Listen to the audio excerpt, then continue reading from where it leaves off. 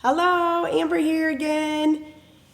In the second video clip, I wanted to touch base on a few things for the next duration of my life.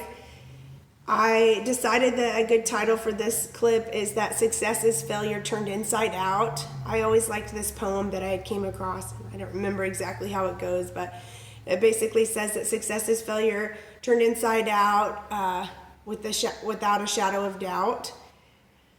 I actually ended up being in a car accident when I was 16, and it was my sophomore year of high school. Ended up on bed rest for half a year of my sophomore year. And Johnny, my husband, John, his given name is Johnny, and everybody back home knows him as Johnny. He agreed to bring me my homework for extra credit in Mr. Saltman's chemistry class. We ended up watching The Wonder Years together and became good friends during that duration. Our first kiss was on the porch swing in front of the house that I grew up in, and it was like I was kissing one of my brothers. It totally didn't seem right. And so then we went on about our own ways, if you will, and I guess it's best said that we often want what we can't have. And as soon as John started dating someone else, I became extremely interested again and started running after him. I was a confident cheerleader. I had tried everything from forensics to school plays to sports. And at the time that I started making eyes at John, he was on the football team and kind of starting to come into himself. They had grown up in not only a background where it's kind of staunch and quiet and they don't really show emotion, the German Mennonite culture.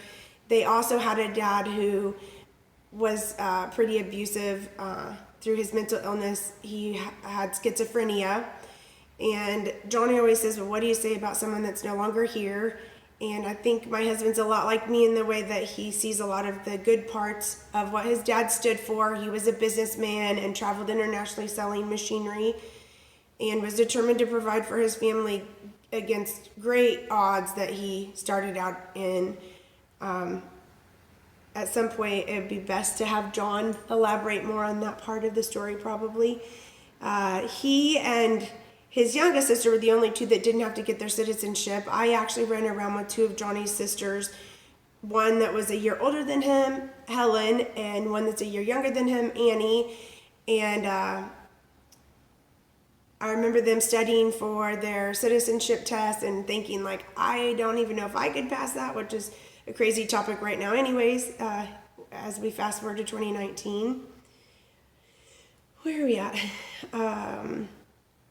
I now understand that part of the German Mennonite culture is not showing emotion. So while I was from Johnny grew up in a very strict German Mennonite family, I was from a very think outside of the box kind of background. Although I think in some ways they thought outside the box because they came to the United States and ran more than one business. Johnny had some challenging parts, especially after finding out that I was pregnant. Oh, Johnny and I's relationship had several challenges after finding out that I was pregnant. Crazy story, my dad was a deputy. They renovated homes. We probably renovated like around 8 homes during the time that my high school career, but they had a homestead in a little town nearby, and John and I snuck in a window, and of course my dad figured out that we were there, and he came in, and I remember him shining the flashlight and said some words that never left me, and I don't want to put my dad in a bad light, but basically my little sister was already expecting, and he was very fearful for me to get pregnant too.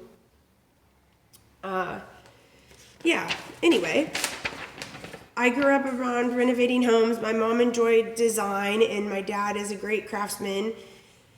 Like I said, we probably flipped around 8 homes growing up and was always proud of how innovative they were, and they worked together whether it was an easy thing or not. And I think that John and I represent that in our relationship now, and probably most people do. You either keep growing together or you come apart, which my folks had lots of struggles. we ended up having our firstborn son, Keith, who is named after my grandpa on my mom's side.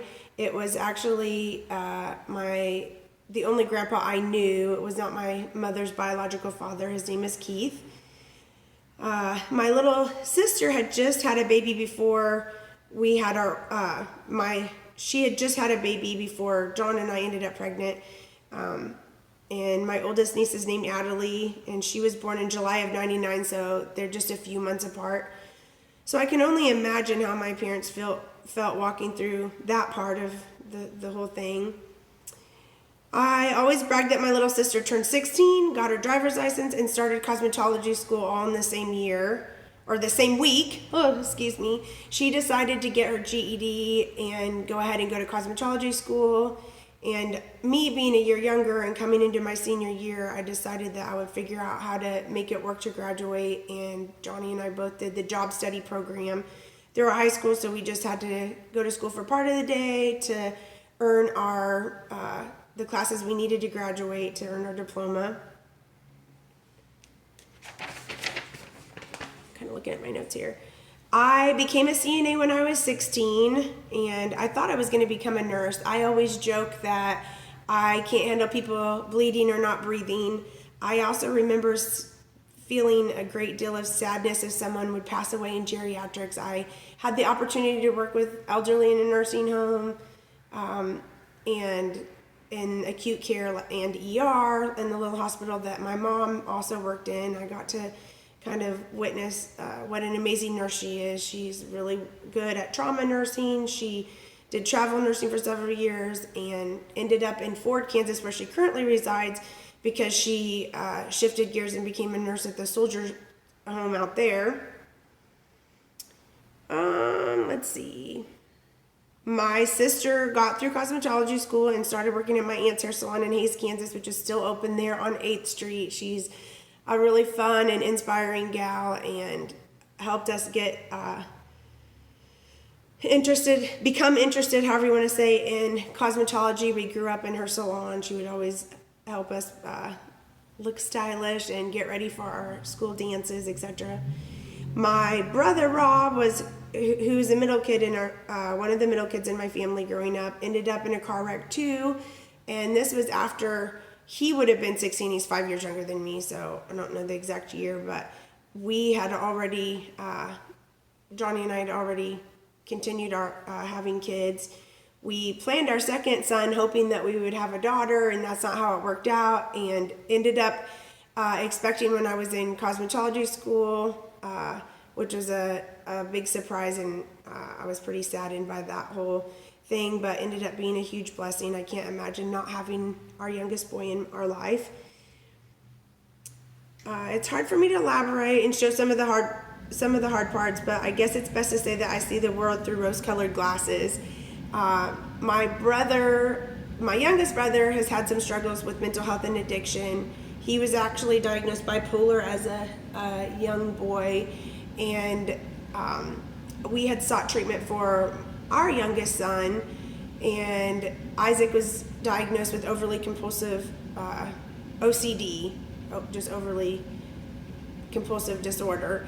And I had been doing lots of research because I was having struggles in my relationship with my husband, and realized that there is an illness that's similar to OCD, but it's a personality disorder, and the symptoms match up exactly with who I am. It's hard for me to ask for help. I like things a certain way. It's now understood that it's derived from a fear, which I honestly think maybe it's from a fear of not knowing what to expect, because I've had lots of crazy things happen unexpectedly. Maybe even a fear of not having what I need, or not knowing, it's like a control thing. To put it gently, I would say that my parents went through a crazy amount of hardships, both financially as well as family tension, career challenges.